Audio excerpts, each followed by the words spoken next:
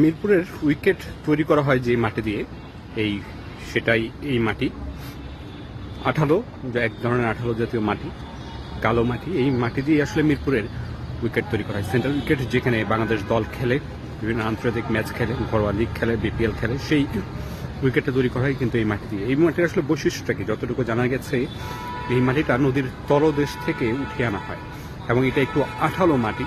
যখন এটা শুকায় তখন এটা খুবই শক্ত হয়ে যায় এবং পাথরের মতো শক্ত হয়ে যায়। সেই জন্য এই মাটিটা ব্যবহার করা হয়। এটাকে এখানে প্রস্তুত করা হচ্ছে। প্রথমে এখানে স্তূপ করে রাখা হয় এবং পরবর্তীতে ছোট ছোট করে কেটে এটা রোদে শুকানো হয়। এটাকে প্রস্তুত করা বিভিন্ন ধাপে এটাকে রিফ্রেশ করা হয়, যাতে মাটিটাতে উইকেট যখন ব্যবহার করা হবে তখন যাতে কোনো সমস্যা না থাকে।